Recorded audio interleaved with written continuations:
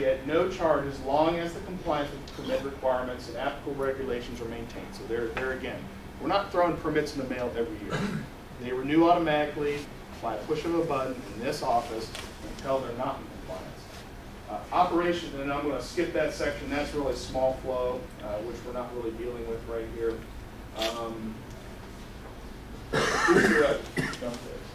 Whosoever fails to obtain or renew the operation permit or comply with the terms of the permit and applicable regulations may be subject to operation permit penalty fee and or sampling fee as well as inspection by us and enforcement action in accordance with the regulations. There is a fee set up for operation permit failure to comply by. It's $150 if they fail to comply by it. At that point, they might as well just get a service contract because it's going to cost almost the same amount to do that as it would to just get dinged for the $150. So that's the arm twisting going on there. If the owner refuses upon demand to pay the operation permit fees or any other expenses incurred by the board to inspect, sample, abate, or correct, remove a violation, unsanitary condition or nuisance, the sum thereof may be placed on as a lien against the real property in accordance with law. If they don't want to pay the permit penalty fee that's going to assess them for failure, we can put it on their tax as a tax. And we're hoping that enough of that will deter people from doing some of this. That's the hammer that the law, the Ohio Revised Code, gives us, is to assess it to their taxes if they fail to comply. So that's what we have available right now as far as penalties go. Not only that, so you say, oh, what do? You put a $150 fine on their taxes. They're still going to get orders and they're still going to be prosecuted for failing to have a contract. So both of that happen at the same time. Now here's the other thing that service providers should be aware of. Reporting. The bottom here that was crossed out, we originally, back a couple years ago, we're going to do a quarterly reporting. I think we're going to be able to do a monthly reporting because we want more real-time data than what that was going to produce for us. I think the logistics are coming into place to make that happen. So again, I'll read some of this to you. Each STS or component thereof required to maintain a service contract with the service provider shall be serviced in accordance with the regulations and conditions of the operation permit. The regulations require for servicing that you maintain in accordance with the manufacturer's specifications. So whatever that is. The registered service provider shall report monthly any new or renewed service contracts and the list of systems that have been serviced within the health district on a report form provided by the Board of Health. And I do know we have to contend with you guys. Most of you having proprietary software, so that's hard because we don't want to make you do double work, but it's going to be hard because nobody has the same software. We can just say, okay, give us a list and we're done. So we'll be trying to work with you on that side. Okay, next sentence. A fee established by the board per sewage treatment system with a new or renewed service contract in accordance with that section above, which we just went over, shall accompany the monthly reports commission. So the fee is basically assessed by you to the homeowner and just remitted to us to make this whole thing run properly. This shall include service agreements issued at the time of new installation. So, and I want any comments or concerns about this. You know, they say that the first 2 years are free. We all know they're not free. You're building it into the price of the unit, people. And this will be built into that also, we hope. But the first 2 years that you're giving them on that installation will include those fees that we're talking about. The next thing, we have heard rumblings about, 2-year service contracts, 5-year service contracts, and we want to be careful because if we are budgeting this program to produce such and such a money to make sure it runs right, that the enforcement can be done correctly, we need what we budgeted. Now, if we start having people going into 5-year service contracts and we only assess that small fee for a 1-year contract, that'll throw a monkey wrench in. So this next sentence covers that. In the case where the service contract is for a period over 1 year, the total fee submitted shall be the established fee multiplied by the number of years covered by the contract. Most contracts are 1 year, and that's just that one single fee. But if you're doing multiple year contracts, then multiply by the number of years. So 2-year contract, 2 years worth of fees. Is there any questions about how that's been designed? Right? Yeah. If you start getting into a 5-year contract, what do you do when the county has the fees increase in 3 years? Good question. Jim, I would say that, you know, we have tried to accommodate for the issues already that we thought that, you know, that was going to be produced by you not accommodating for those fees for the existing ones under contract. And I would say that I would want to do the same thing there, that there'd be some amount of grandfathering going on because of that. We're not out to make people suffer. We just want to see that we try to get this thing running right and get people under contract. We're hoping that you can see that it is mutually beneficial. We want it to stay that way. You know, people who do this are going to get more work. We're going to get the thing that running right. We're going to improve the streams and the creeks and the ditches because we're finally getting a sewage out that's been going there forever out of these aerators. So it's not our concern to try to make people suffer, but just get the stuff out of the creek. You guys get more work. I hope you see that there's some mutually beneficial situation going on here. So I'd like to tell you that's what we would consider doing, because I didn't want to do that, you know, with the existing ones. So any other questions about how that would work? I'll get to the fees in just a minute.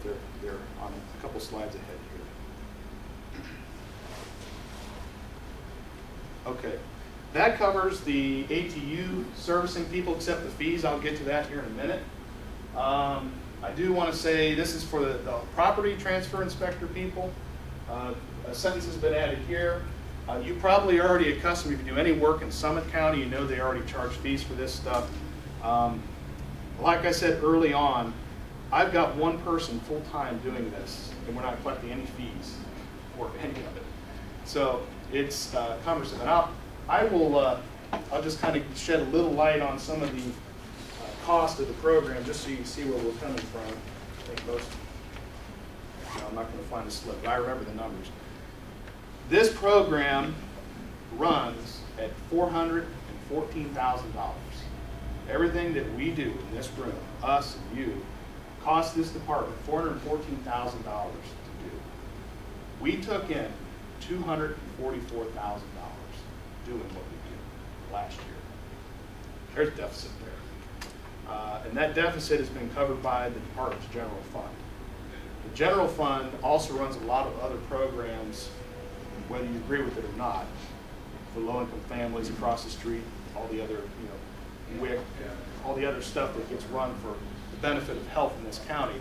So we have been for years drawing from the general fund to run a sewage program. And we want to get to the point where we may not make $414,000, but we surely want to decrease that deficit between what we bring in and what this program actually takes to run. And that includes, the nuisances that get followed up on, all that happens. Myself and most of our staff are on the phone a lot of the time. So every phone call we get from everybody, the homeowner and you, costs time and it costs money. So when I look at those figures, I have to figure every phone call that's ever made, all the time we spend doing that, and it runs us $414,000 to do all of that. So that's where some of these come from.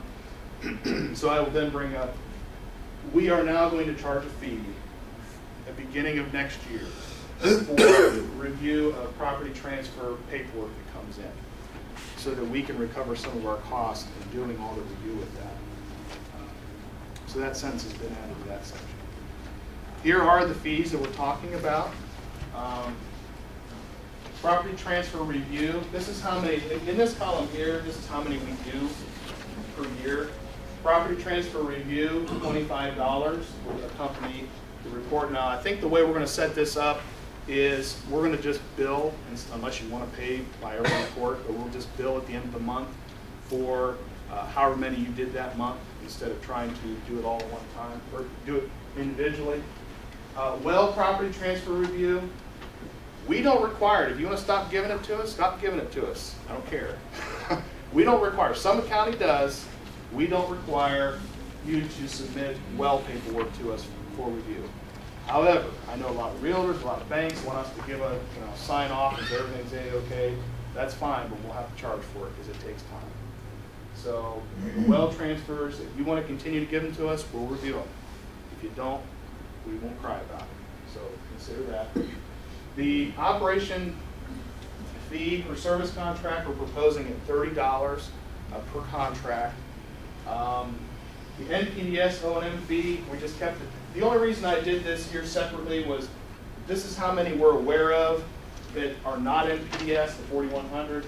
And the NPDS, I'm sure that number is going to grow as we can pull more data into the database.